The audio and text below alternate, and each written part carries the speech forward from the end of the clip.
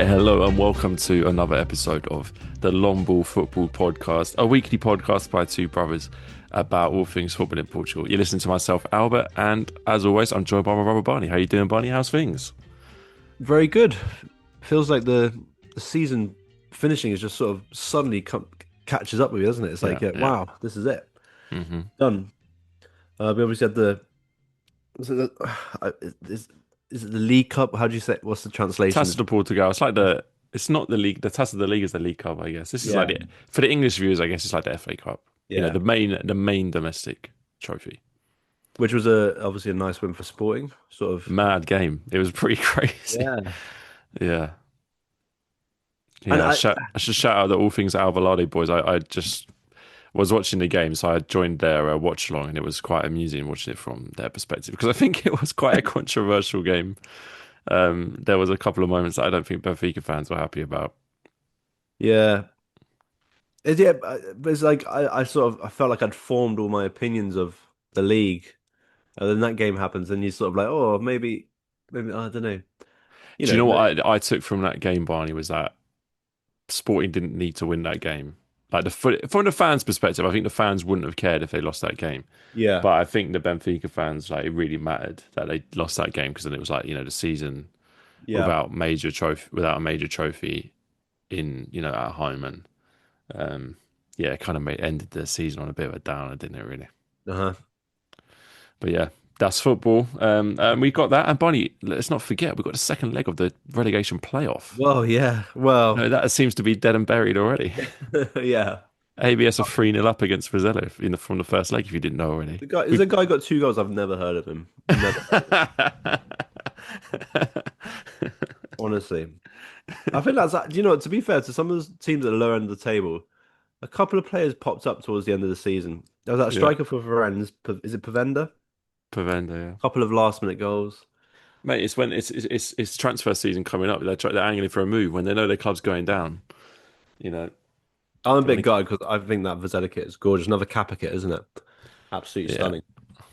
yeah. I think Um, we were rooting for Vizela, I think, but yeah, that looks like that ship sailed. Anyway, we'll see. The second leg's on Sunday, I think. So maybe there's a big comeback to be had. Sorry, Albert, will that be the first time in a couple of seasons that Correct.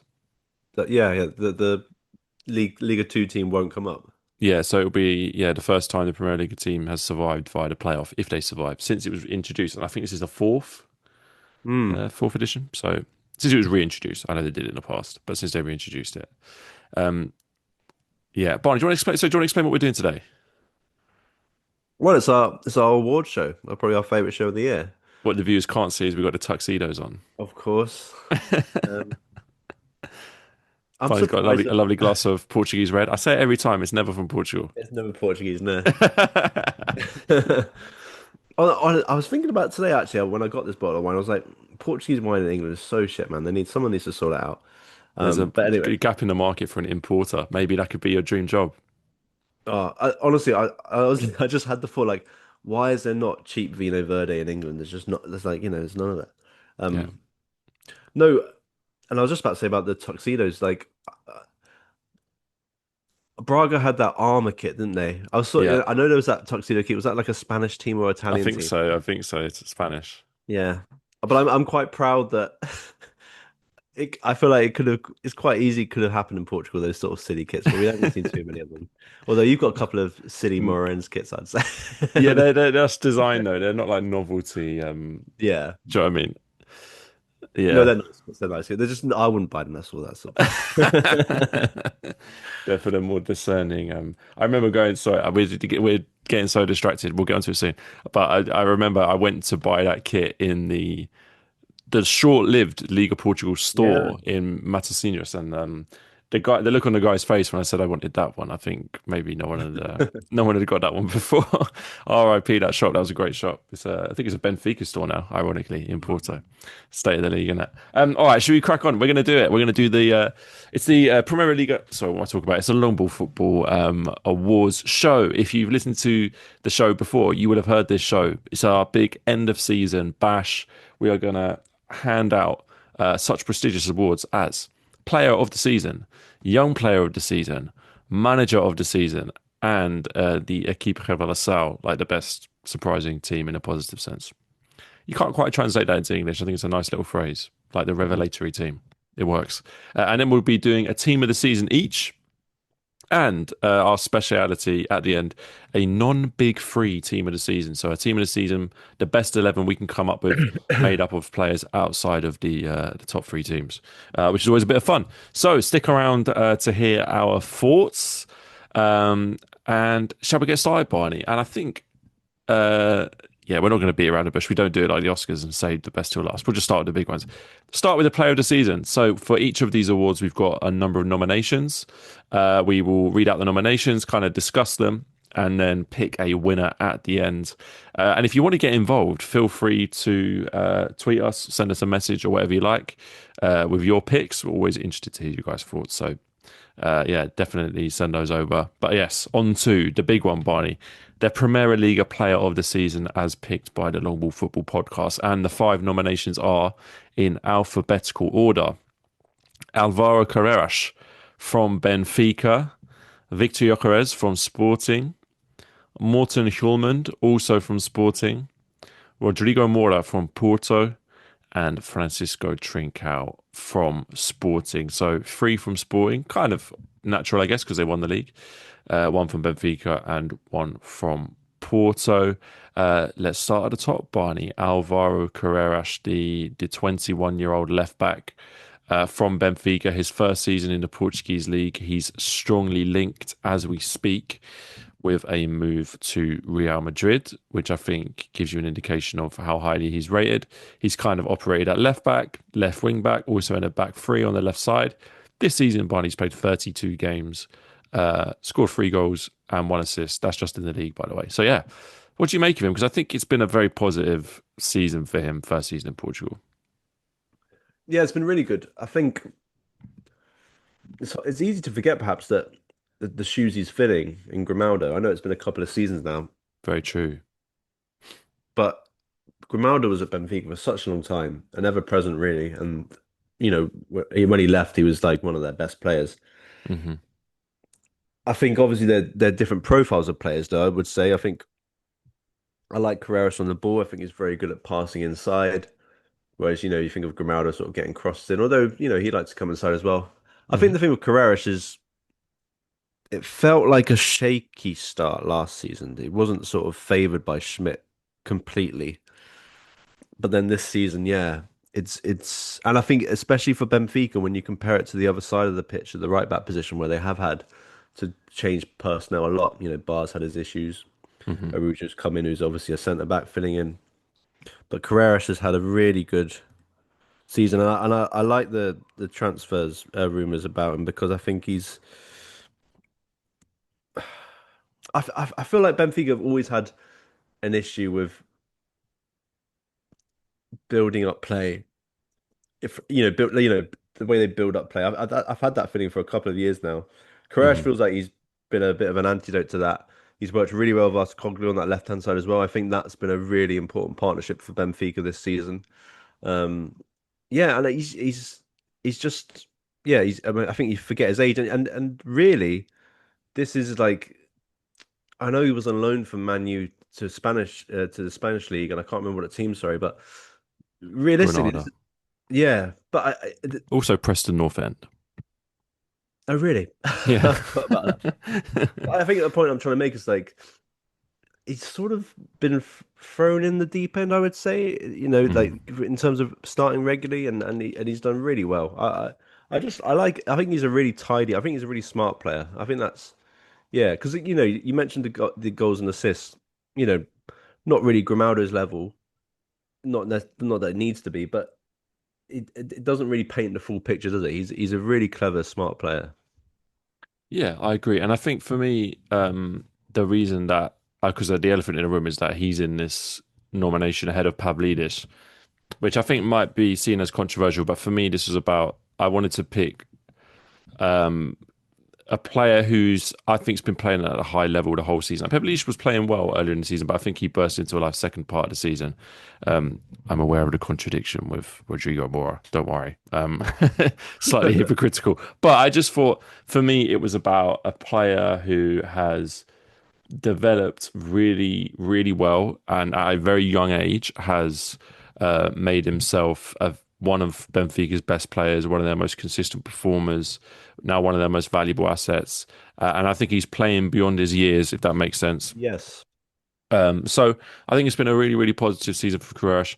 And I think slightly underrated. I think a lot of people are kind of almost sniffing at the Real Madrid moves, but rumors. But I can see, I can see him going to a big club. That player who it's a position that is often high in demand, and I think he's got a lot of attributes to not just like be the player that he is now, but to grow. With his physicality and his technical ability combining, I think there's a real gem of a player there. What So.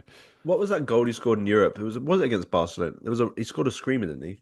I think he scored a couple, didn't he? Yeah, well, that's the thing I was going to say. He did really well Yeah. in Europe as well. Like, yeah, really good. Yes. And well, let's go on to the next nomination, Victor Gyökeres. Obviously, everybody knows the situation already. 33 goals, 33 games, sorry, 39 goals in 33 games, 7 assists. Yeah, the man's just a monster, and we were lucky to have him, I think, for a second season in Portugal. I think it'd be a miracle if we see him for a third season. But he's been phenomenal from the moment he stepped foot in the country to the moment he leaves, and it was another just insane season. Yes, and I remember asking the question a few weeks back, and I know that nobody really. I know it was quite a hypothetical question, and I don't think anybody went with him. But I asked that question. I don't know if you remember. Where I was like, who would have been the bigger loss, Hmm. Amarin when he left, or losing Yeah, Gyökeres? yeah, Part of me still thinks that Amarin doesn't win the league with Gyökeres. I don't know. I just think he's been so good. I think, because he's been so good for so long now. It's almost. I don't know if people take it for granted. Yeah, he's absolutely unreal. He's mm, been a real monster. Like I've never really seen anything like it. And I think it's going to be so interesting seeing like if he does leave this summer, seeing how Sporting cope with that because I think then we might realize how important he is to the team because I know the thing with Sporting under Amarin and it's sort of continued under Rui Borges is like it's a real good team, it's a real good system, etc. But having a man like him is just unreal. He's just so special. I think like yeah, we're it's unbelievable what he's done. Really, it's absolutely incredible.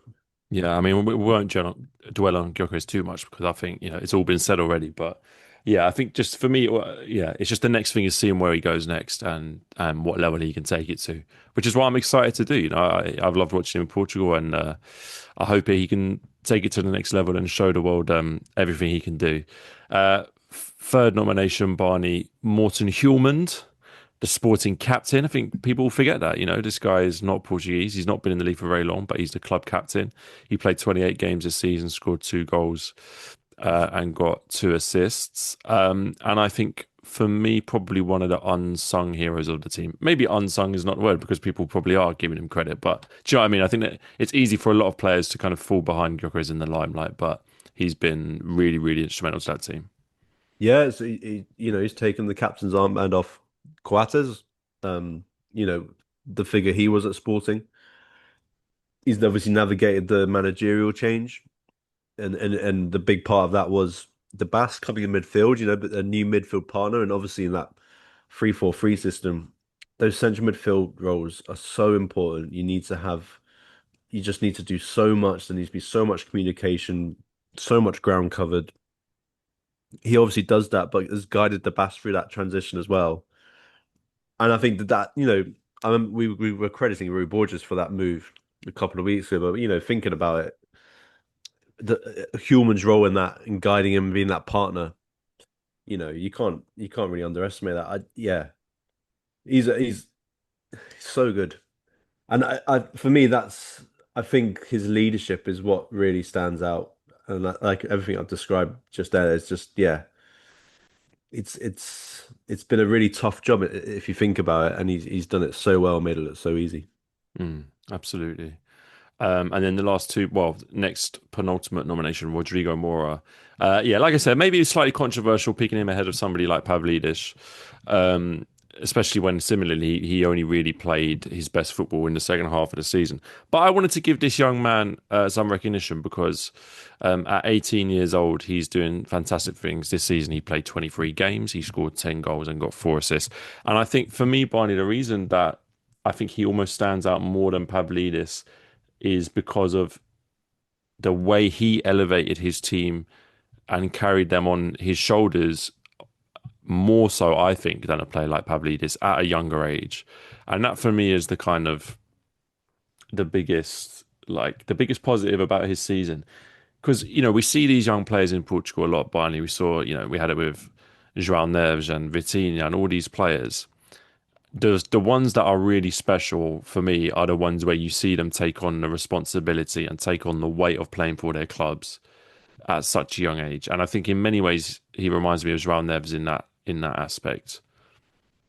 Yeah, because I mean Porto have had a real difficult time this season, and they've needed to grind out scrappy wins. They needed to, pull stuff out of the bag, and he has done that in a magical way. It's been stunning to watch. Um, as you mentioned, he's so young. Um, he's a real special talent. We both seem to both agree that we hope he's here again next year to sort of see what he can progress. I quite like him in that. You compare him to Vitinha and João Neves, but obviously playing that slightly further forward role, you sort of want to see more moments of magic around the box, and he's certainly given that so far. I think there's lots more to come from him in that sense. Um, and Sammy obviously got his goals this season, but looking at that Porto team, the third biggest team in Portugal, he has really been their only shining light, really. I think, and at whatever age, like how many. He just turned 18 the other day. Like Mm. it's crazy, really. Yeah. I think that's a good shout because I think he has had some real special moments this season. Which Yokos has got his goals and stuff, but that feeling as a football fan, like those moments of magic he's Mm. delivered, you Yeah, as well, definitely. you don't really see that very often, do you? And I think that's what stands out. That stands him out for me. Yeah, and I can't wait till next season. Hopefully, if he's playing at that level or even better for a full season, I really hope he doesn't leave this summer. Let's see, because he could leave and it could work out. But I've just got, I'd love to see him stay for another year and just absolutely boss the league. And you Mm. know, I think that would be fantastic. And then lastly, Barney Francisco Trincao, 34 games he played in every single league game this season. He got 9 goals and 14 assists. He was trusted by Amorim. He was trusted by uh, Rui Borges, and I think again, if it wasn't for Victor Gyökeres, I think a lot of people would be banging on about what a great season he's had. And I think, yeah, for me, he's right up there with the best players we've seen in the league this season. Yeah, in terms of minutes played, there's only one other outfield player who's played more minutes than him, and that was Marcelo from Moren's defender. Otherwise, he's literally he's the highest person. So I think that tells its own story. Hmm. Um, as we talked about with the other sporting players, he's transitioned through a couple of different formations, but has always been that important player. Asked to do a few different jobs. Uh, yeah, it's if as we said for a couple of other sporting players, if Gyökeres wasn't there, he would be such a shining light in this team. And I was thinking about Pedro Gonçalves, Albert, and how he's had the odd season where we've been like, wow, what a key player to this team. I don't know if Trincão's had as a more important season this season. Do you see what I mean? Like, Yeah, I know Gonçalves had that season where he got so many goals, but Trincão, I don't know. He's really found his game this year in terms of the way he creates, the way he brings others in. He's obviously had Gyökeres as a great strike partner to play in a few times, but he just looks like a real. He's really come on this season. Like he looks like a real. yeah, I think the the fact he'll be pushing for the national team sort of says it all, really. Like Mm. he's really been that good this year. Yeah, and for a player like him to be playing some of the best football of his career, after all the kind of moves that he's had and all that kind of stuff, I think it's really important. And he's another one who I hope he stays at Sporting for a little bit longer because he's clearly got something good going, and is that somewhere where he feels comfortable and he's an important player. So yeah, credit to him this season. All right, well, it comes down to it. We've got to choose the winner. I think we all know that the winner is going to be Victor Gyökeres, of course. I mean, what more can be said about this player that hasn't been said already? One of the best players to ever play in this league. Incredible goal scorer, incredible athlete, and someone that we really hope goes on to grace the highest levels of Portuguese football. I mean, it's an obvious choice. I will say, Albert, like obviously his next move is key, and how he performs. Like it, it feels like I keep thinking about Darwin Núñez in this situation and how like I think people would perceive him as a bit of a flop, having. But Darwin had one season really, didn't he? And Yeah. then my gut is just like Gyökeres is not going to be like that. He's just going to keep He's not. going. He's for me, Barney. He's 10 times the player that Oh, Darwin of Núñez course, was. yeah, yeah, But yeah, he's got yeah. he's got he's got the killer mentality. Just that's what I think sets him apart. From other people who may be more of a flash in the pan. I just think psychologically he's ready. That last goal he scored when he took the shirt off, I was a bit taken aback by the because he looked massive, man. He looked Yeah. yeah. He'll be able to compete physically in any league, that's for sure. All right, Victor Gyökeres, the long ball football player of the season. That was probably a predictable one. And maybe it was a bit harsh not to include Pavlidis in that conversation, but he wasn't going to win anyway, so I don't think it really matters at the end of the day. Let's do the next one, Barney, and do young player of the season. Now, this is a nice one. Very simple criteria. The player has to have been 21 or younger at the start of the season when the first ball was kicked. And once again, we have 5 nominations. And in alphabetical order, they are Samu Agioa for Porto, Zeno De Bast for Sporting, Roger Fernandes for Braga, Rodrigo Mora again for Porto. He gets in there twice. And Giovanni Quenda for Sporting. Maybe I should run through the ages as well. Samu's 21. De Bast is 21.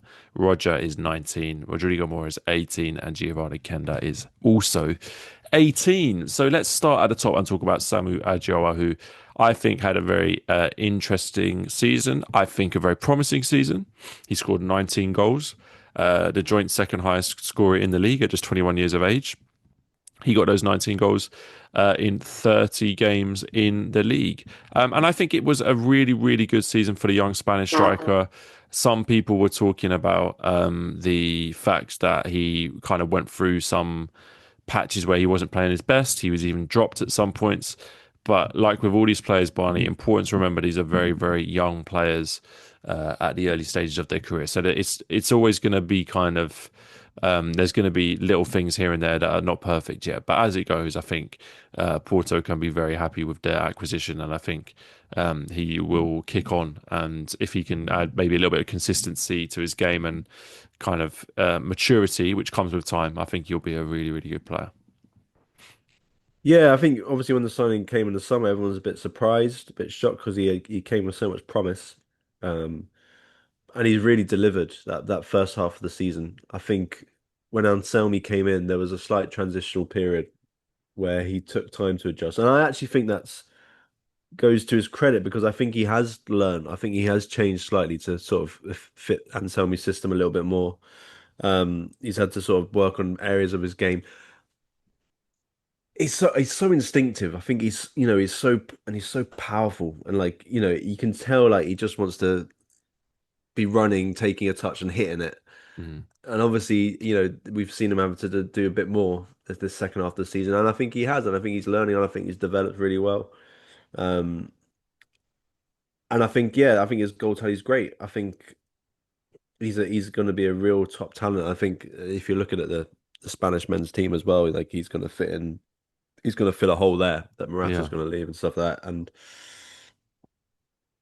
Yeah, it's been a really impressive debut season. Obviously, like when we've got Gyökeres, the goal tallies sort of you sort of chuckle at really in comparison, but it's not to be frowned at how many goals he's scored, and I think the fact that he's in this young player list, it's sort of and reminding us of his age. He's still a really young player, but obviously physically he doesn't look like one of those young players. He's an absolute monster, Mm. and Yeah. there's nothing to say he could go on if he's here next season. He could dominate the league like Gyökeres has. He's got Yeah. all those things in him.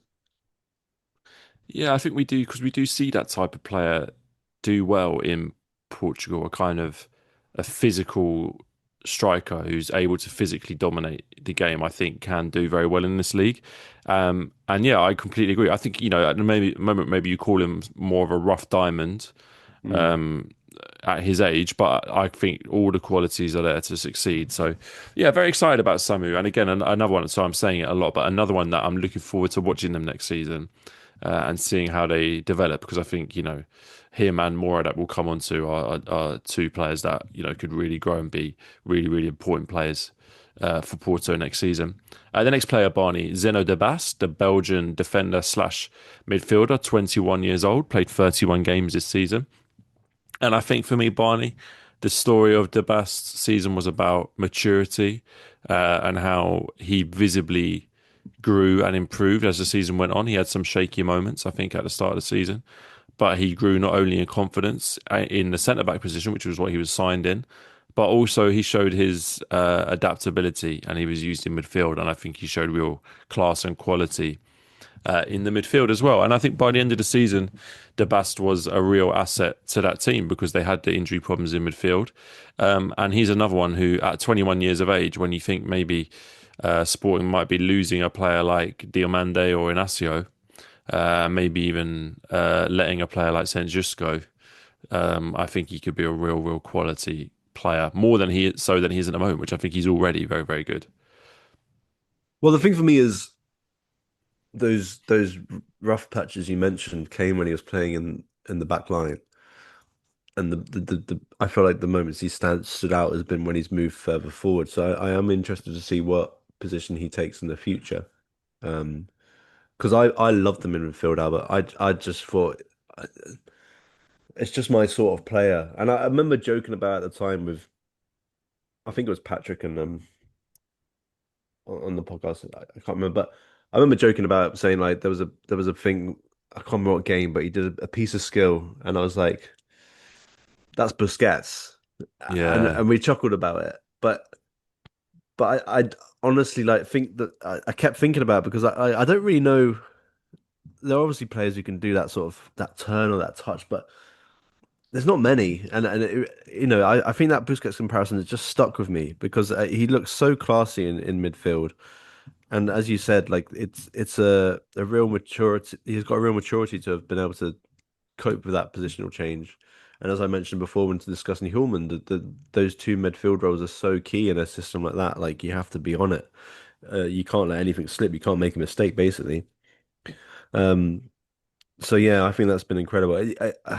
He's It was a very smart purchase from Sporting, because mm, he obviously did come as a centre back, but they knew he was good on the ball, and he was obviously shown that.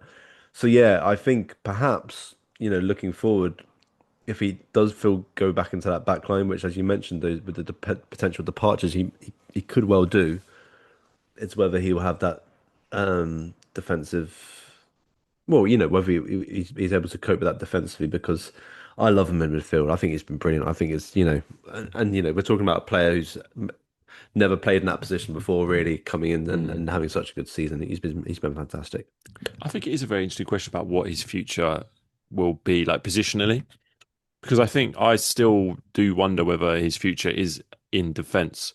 Because I think when you look at the real top clubs of world football, I think he suits the profile of like being a defender more than being a midfielder. I wonder whether he's able to make that seamless transition into midfield in the Portuguese league because he's under less pressure and Yeah. because he's got more time on the ball. Whereas I think if he was to make a step up to like a more demanding league or bigger club, whether that move to the back would just be better for him in terms of just giving him more of that time on the ball and stuff like that. So Yeah, I mean, whatever position he plays, clearly a phenomenal player who I personally enjoyed watching very, very much this season. Yeah. One of my favourites for sure. Next nomination, Barney, Roger Fernandes. Now, has this guy been nominated for Best Young Footballer of the season every season that we've done the Long Ball Football podcast? And he's only 19. He's got 2 years left. He could still win it one day if he doesn't win it today. He played 28 games. He scored 3 goals. He got 3 assists. Braga had a fairly indifferent season, but I think for me the reason that Roger is in here is because I think we saw him more of a key player this season rather than a bit part player. You know, Bruma left the club, Giallo left the club in the summer, and he became really one of the club's best wingers. That's as well with the likes of Gorby being signed and Gabriel Martinez and all those players. And yeah, I still thought Roger for me was the most one of the most effective attackers that they had. Oh, but I honestly believe if he hadn't got that injury, I think Braga would have finished above Porto. Mm, Um, I remember when he came back from that injury and there was that game. I can't remember who they were playing, but he came on as a sub and he changed it. And I just think he's shown this year, particularly more than any other year, he's really shown this year that he can affect games and he's um, you know, I guess an easy comparison is Saka, right? A left-footed right mhm, midfielder, in the sense that I remember with Saka, it took him a bit of time, but then he found his feet, and he would cut inside. He'd be dangerous coming in the box, and I think Roger has done that this season. And he's also done some very he's shown his passing to be really good. Um, mhm. I think the injury just it just really stuttered that development, and I think I was really gutted for him when that happened because he was building something, and he's still got a healthy amount of games this season with the injury, but that's the thing that just holds me back a little bit on him this year. I think he's been so it's interesting what his next steps will be, but there's an opportunity for him to have one more year here with Braga, try and get a full season in, and prove how dangerous he can be. Mm. Um, and I'll go back to that first point I made up. I really feel Braga would have finished above Porto if he stayed fit in that second half of the season. Yeah, and he will have a new manager to guide him in the new season. Obviously, with Carvajal leaving. Only thing I'll add with Roger is that again, he's so young. He's Mm. so young that it's like unfair to put these demands on him. But I think the next step for Roger is to have that season where we're talking about him as one of the league's best players, not just Yeah. one of Braga's. Like, and again, only 19. That moment could happen in the next 3 or 4 years, let alone the next 1 or 2. So, um, yeah. But again, that was a player. I think we really love that player, Barney. So I'm glad we included him again.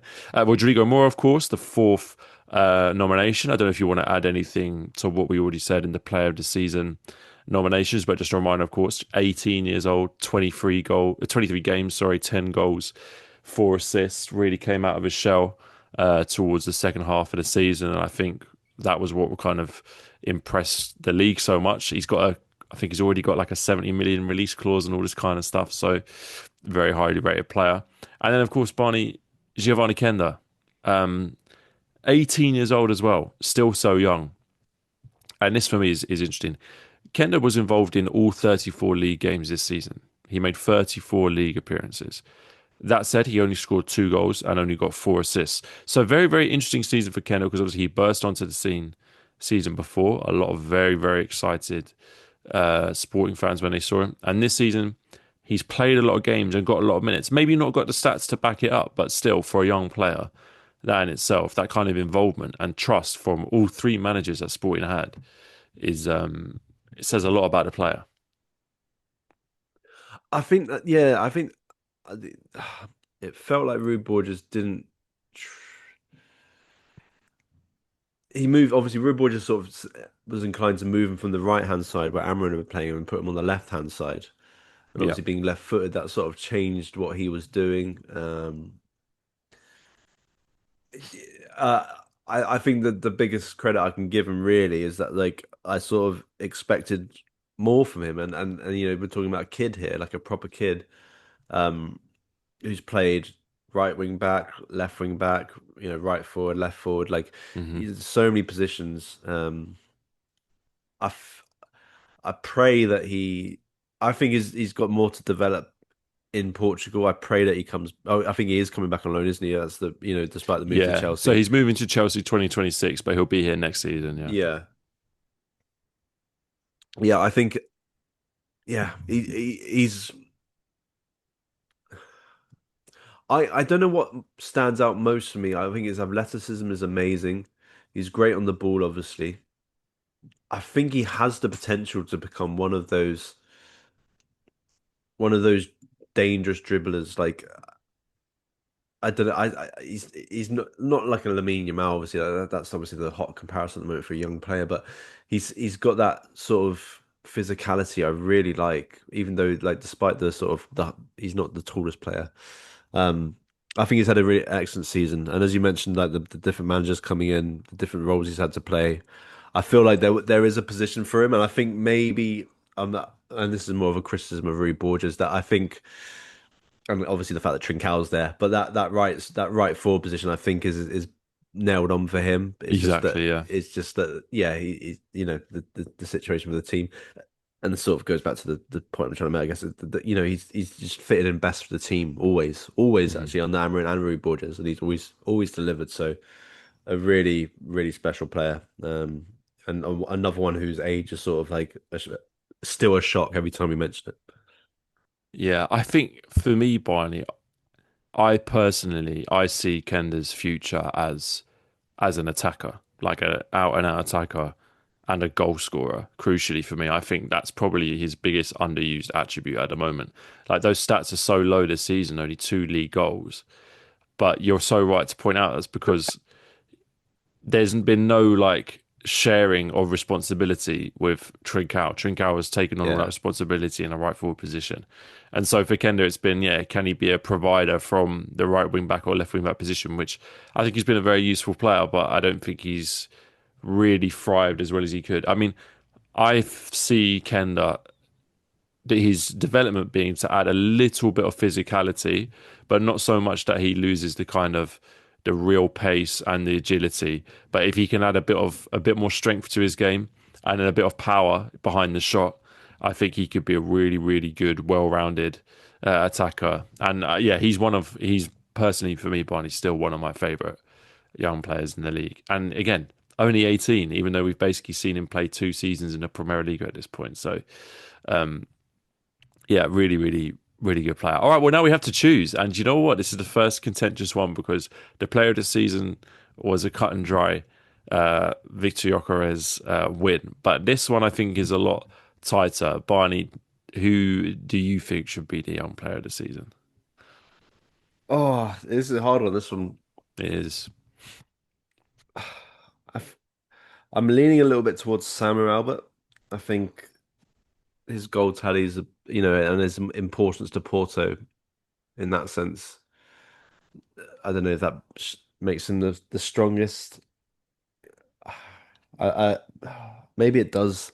I don't know. I love the Bass. Like as a player to watch, I love the Bass. But Mm. if I give you Samu and Dabas, can you choose? Well, I was going to say this, Barney. My head says Zeno de Bast, but my heart says Rodrigo Mora Oh because wow. I just think that when Barney, we've watched this league for quite a while now. You know when you've seen a star player. Hmm. Like we saw it with João Neves, we saw it with Vitinha. We've seen it before, and I think when I look at Rodrigo Mora, I see that player. 10 goals is a great return at 18 years old, and I totally get what you're saying. Samu scored more goals, but I think already looks the more complete. Rodrigo Mora already looks the more complete player, and I think he reached heights that Samu didn't reach this season. So for me, that would be my pick. Yeah, you make a very good case there. I'm happy to go with that. But I think this is a very, very good list. I think you can make an argument for quite literally all five of those It always players. is Albert. It always is. Yeah. Although, what I will say, and I'm not trying to stir shit or anything, but no Benfica player this year. No, that's true. Not in the young player department. I mean, Carreras obviously we nominated for main player of the season, and he is, I think, 22.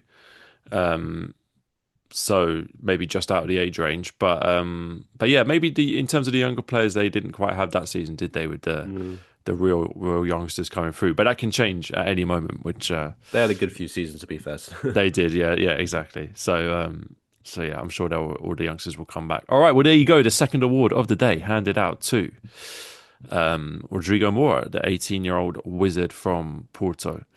Congratulations to Rodrigo. Your award is in the post. All right. Whew, Barney, if it wasn't taking long enough already, we've got another incredibly tough award, and that is for manager of the season. Now then, again, we've got five nominations.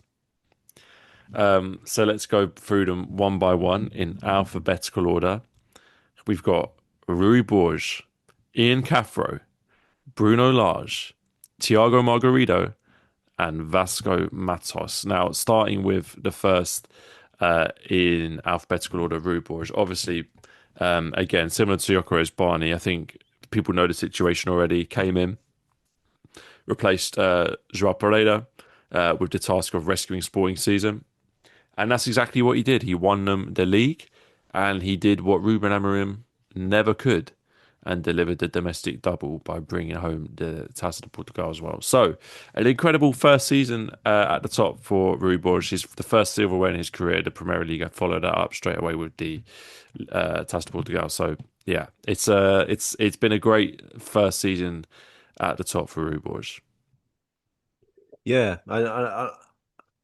maybe it's easy to forget what he did, what was doing with Vittoria first half of the season, the sort of the what he was doing in Europe, the way no other manager had been able to do that for Vittoria for a while, and obviously got the job and went through a, guided Sporting to the title. Hmm. Um, I think that my biggest thing for Rui Borges is the fact that he was able to adapt, and understood the job. There's obviously been a lot of talk of that in world football recently about managers and how they come into a team and what they do, and he did an exemplary job in that sense. That's really boosted his stock in my opinion. Yeah, he's had a fantastic season, and we can't really underestimate Victoria. Are obviously a big club, but that jump up to Sporting is still huge, and he coped with it really well. I think he's been as we talked about a few times about like it's just a I think he's quite calm. He's quite sensible. There's no fuss or anything around him really. He's just done an incredible job, and it's always obviously very nice to see a manager sort of come up through the league and have success. And yeah, he's been brilliant. Yeah, and I think I myself have kind of doubted whether he was the right man to take Sporting forward, but he's answered every question asked of him. He's crossed every hurdle, uh, and I think he deserves an incredible amount of success. And I think although maybe the one accusation that you can level at him is not accusation, but the one thing that caveat you could add is that he did it all with Ruben Amorim's team, which is probably a fair point. But he still had to do it, and I think Joao Pereira showed it's not as easy as just walking into Ruben Amorim's team and continuing his success. There's a lot of hard work that needs to go on behind the scenes in order to have that continuation, which he was able to do. So, yeah, big congratulations to Rui Borges and Sport for all their success this season. The next one, Bardi, Ian Cathro, obviously the Estoril manager now. Estoril finished eighth in the league on 46 points. That's only they were 11 points off Europe in the end, behind Famalicão, Vitoria, and Santa Clara. But I think while that may sound like a mid-table season, I don't think that really tells the full story of Estoril, who I think a lot of people thought would really struggle this season. They struggled last season. They probably had slightly less good squad on paper as well at this season. And yet Ian Cathro, who uh, was in charge for the whole of the season, which is quite rare for a club at that level, was able to really take Estoril to a good place. Yeah, and similarly to Rui Borges, he showed he was able to adapt. Right, he came in with his idea. He had his preseason, um, had a really poor start, and then he switched things up, and really sort of understood his squad, and he got the best out of them. Um, Played some really attacking football. Uh, you know, they scored more goals than Vitoria and Santa Clara. Well, Santa Clara, who finished fifth, scored 36 goals compared to Astra, who scored 48. You know, there's a huge difference there. Um, I f it's and he's navigated Portugal really well. We know he can speak Portuguese, but you know, it's still he would have still been treated as an outsider, and Mhm. he's handled that really well. And he's Especially to walk into a country that kind of prides itself on producing managers, you know. mm, yeah, very much so. And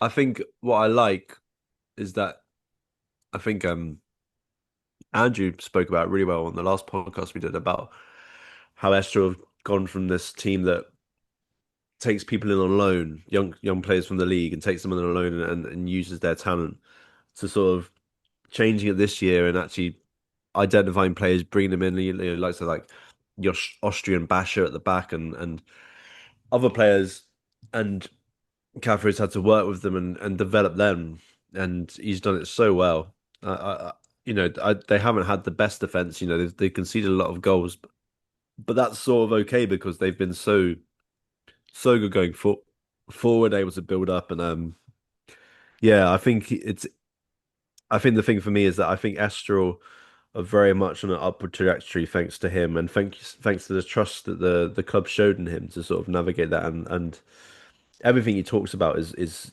building and growing and trying to like disrupt the league, and he's got the potential to do that. I think it's been a real breath of fresh air for a foreign manager in terms of coming into this league. He's been brilliant. Yeah, and I think, his is a story of trust, right? Like, and how if you trust your manager, then it breeds success. Like, because, it's worth remembering that it didn't start so great. They had some poor results at the beginning of the season. And I think a lot of people, even after 4 or 5 games, would have thought maybe they're going to call time on this experiment and give him the sack. But he really pulled out some great performances, increased the club's fortunes on the pitch, and they climbed the table. I think the next step for Estoril is just 10 or so extra points that will see them really in the European football battle. I think that would be the next aim for them. And do you know what, Barney? I think the good thing is about them this season is that, and this might seem like a backhanded compliment, but they don't have so many like standout stars that you think are just going to get robbed from the team, like in the way that they did last year, where Gaetan obviously moved to Braga, and two of their players moved to the Premier League, Yeah. although admittedly one on loan. So was only a lone player, excuse me. So I think in a way they have a good chance of keeping the squad together. And if they can do that and even improve on the squad and keep the manager, then I think there's a real good chance that they kick on and do better than they did this year, which in itself was a real achievement. The third nomination, Barney, Bruno Lage for Benfica, who maybe people might think this is a strange inclusion because obviously they failed to win the league and they failed to win the cup. But I think personally, Barney, Bruno Lage deserves a lot of credit for the work that he did at Benfica because it's well documented the kind of messy situation that he came into after Roger Schmidt, a squad full of players that weren't his own, a lot of signings made by the previous management and by the club, and there was a real kind of imbalance to the squad and a lot of players maybe who weren't too happy with their situation, and he was able to really galvanize the group and get them playing well. He got the best out of Pavlidis, he got the best out of Carreras, he got the best out of Kochu, who went through his own patches of bad form. A lot of players started to deliver for the manager, and I think let's face it, they were one game away from winning the league. If they win the derby against Sporting on the penultimate day of the season, they probably win the league. They were only a matter of minutes away from winning the Taça de Portugal as well. So it could have been very different. That said, I think what they did achieve still deserves a lot of success. I had one or two criticisms of him. Like I didn't think necessarily the way he handled substitutions all the time was very good. But on the whole, I think, like I said, a lot of credit deserves to go to Bruno Lage for what he did at Benfica this season. Yeah, he did a hell of a job. I think he described. I think the biggest thing maybe is I don't think you can underestimate the Benfica's squad building situation. I think it has been very messy and quite poor. Um, I think he himself had a good January window in terms of saying, look, I need a couple of players to do just a job for me for the next 6 months or whatever. You look at Brumu came and had a few games. I think I'm I'm I'm sort of the opinion that I think his January window was, on the surface seemed quite bizarre, was actually quite smart. It sort of just kept them ticking over quite nicely. I think um, I think he's made the best midfield possible out of that squad. I think Roger Smith was really struggling with those combination of players It's a good point. to get something going, and I think Bruno Lage really found the best way to bring out the best in them. Um, it is fine margins, isn't it? Part of me thinks that he should have done a little bit better. He potentially should have won the league. I don't know. I think that says it all really. The fact that I'm contemplating that, considering the time he came into the club, what he had to navigate and all that. Yeah, he's been brilliant. Um, the same way we've praised Rui Borges for coming in and navigating a team mid-season. He's done exactly the same thing. Uh, I'm very interested to see what the next steps are. Um, Mm, but that's not what we need to be talking about really. He's done great really. He's because obviously Benfica, they are the biggest club in Portugal.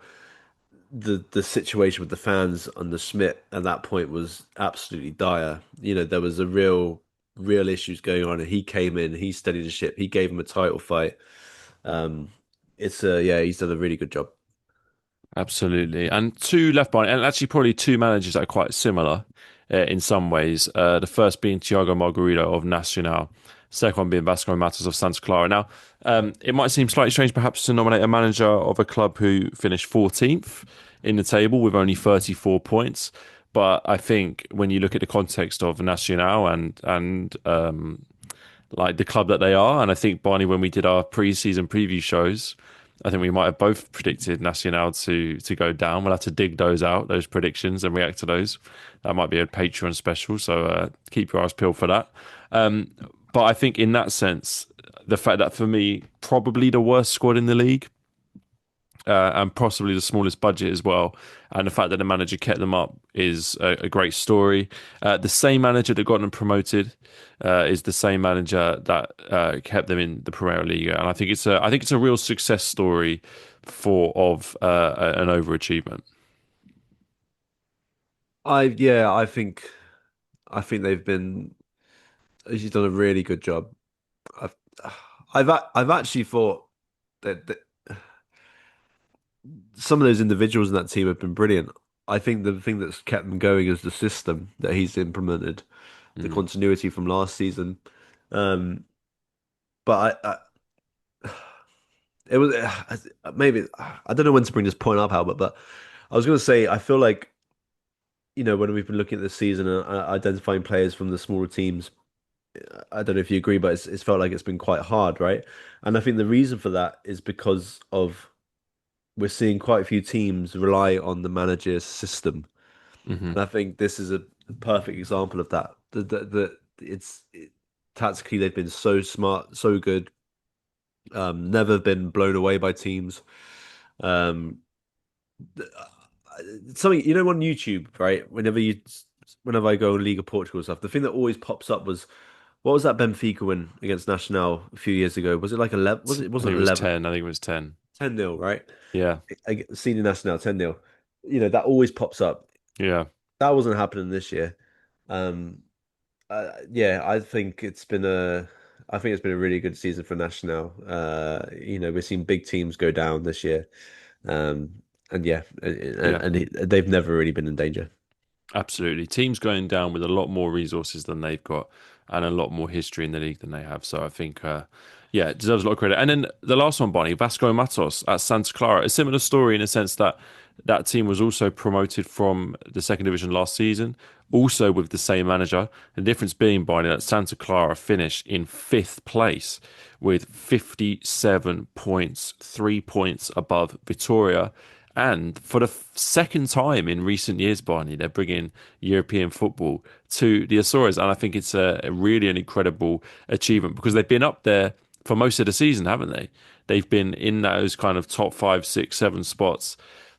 And I think it's important to remember that we see this a lot from clubs that get there, but not all of them can hold on. And Santa Clara were able to hold on for what is quite a long season. They saw off Vitoria there, and they secured the fifth place. And I think for a club, a newly promoted club, to do it with the same manager that got them promoted and largely the same group of players, that for me is the most pleasing thing. And I think it's a great achievement. I was the story for me with Vasco Matos was it January where he turned down the lucrative move to Brazil to stay with Mm, the club, and that felt unheard of really in this league for a yeah, club that size. And then they have felt like they had a little bit of a blip, had a couple of tough games, and then but they did still manage to hold on, and it's I've, they've been so solid. I mentioned when talking about Ian Caffrey, they've scored not many goals, right? But they don't concede. That's been their real strength. hmm They've kept clean sheets after clean sheets. Um, so yeah, it's and it's similarly to Nacional. Like when you think of individuals in that team, there's like one for me. And otherwise, it's the team effort, it's the system, it's the way the manager plays. So yeah, and Vittoria had a bit of a resurgence, to be honest. Like true. they really did, and to sort of keep themselves up against it, and yeah, they've been brilliant, and it's yeah, the continuity hasn't been really any major signings this year. Just kept things. Yeah, honestly, Albert, it does seem to be like the way to crack this league is continuity. hmm This is a league of changes, always huge overhaul players. Yeah. Santa Clara, yeah, Maybe a lot of and clubs will have learnt from a few of these managers' success. Cafro, Margarito, and Matos. Continuity clearly breeds success. yeah. I was gonna say, and like it was pivotal that moment. It was pivotal because what was it? Botafogo he was rumored to be going to, Yeah, like yeah, a big club. huge club, and he didn't. And like I said, that's unheard of. That's just like that is just that's what really stands out for me. That moment. Yeah, it was a really special season for Santa Clara. Actually, it was special, but it wasn't. Do you see what I mean? Like nothing stands out. Nothing's like wow. Nothing's like Yeah, I know what you mean. It doesn't seem like a fluke or like a absurdity. It seemed like it was they were in control the whole time, and yes, yeah. and Controls the word. Controls the yeah. word. So yeah, Yeah. well there you have it. The five nominations: Rui Borges, Ian Caffro, Bruno Lage, Thiago Margarito, and Vasco Matos. Barney, for me, I'll tell you what, I'll give you the two, and you can make the final decision because for me it feels like a toss up between Rui Borges for the league title and cup double, and Vasco Matos for Santa Clara for the kind of overachievement that you might expect from a newly promoted club. So go on, I'll let you deliberate. I Rui Borges seems the obvious one, but I liked everything we said about Matos then. Mm, And he's almost an anomaly, isn't he, in the sense of he didn't take that job, and that feels so important to their season and everything. yeah. I'm asking myself the question: if a different manager comes into Sporting, do they win the league anyway? It's a very valid Oh, question. Clearly, Joao Pereira proved that that's not necessarily the case. yeah. It's got no. Rui Borges has done an incredible job, and the thing I always think about as well is what he did at Victoria that first part of the season as well, which was Very incredible good in point. We didn't itself. even mention that. Very You know, good point. it was amazing. Like he gave him a European run. We've desperately wanted a Portuguese club to have a European run in the Conference League for years now, ever since it was created, and we haven't had that. And he gave us that as well as winning the league for Sporting. So great season for him. Possibly the first long ball football manager of the season to win it for his contributions to two clubs.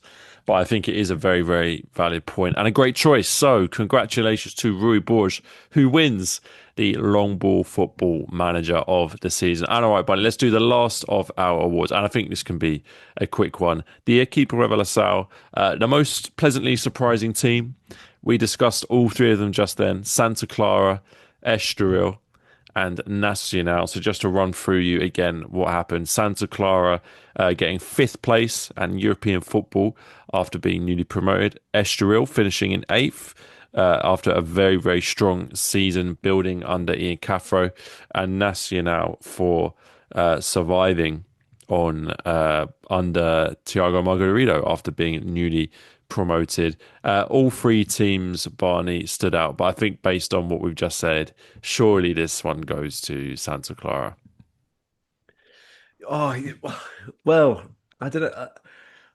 I was thinking about who I've enjoyed watching more, Albert. It's a good question.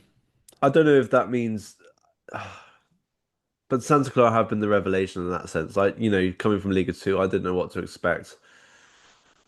They do have players that I do really like. Esther have been fun. Esther have been really Yeah, fun. very good, very good. Yeah, Um, and National, for statisticians, if you will, have an absolute dream. Look at some of the stats from some of their individuals. Uh, the fact that Santa Clara were able to hold on and to the took it to the last day, didn't it? Like that it is. was Yeah. so that was quite special. And it'd be incredibly interesting to see what they do next. And I did not see them crying. I think I had high hopes for Esther with Ian Cathro and obviously Esther's history. Um, I'm rambling a bit, Albert, because there's obviously reasons for all of them. Mm. But maybe we do have to give it to Santa Clara. I think I'm pulling rank here. I think it is Santa Clara. All three teams had great seasons, but I just think to go from newly promoted to European football, I think that ties it up, and they deserve the plaudits. So yeah, we'll give that one to Santa Clara. All right. Well, if you're listening to this show on the main feed of our podcast, that brings us to the end of the first half of this special award show. The second part will be following in a couple of days, where we'll be discussing our team of the season and non-Big Three team of the season. So keep an eye out for that in a couple of days. But thank you for listening to this first part of the Long Ball Football 24-25 award show.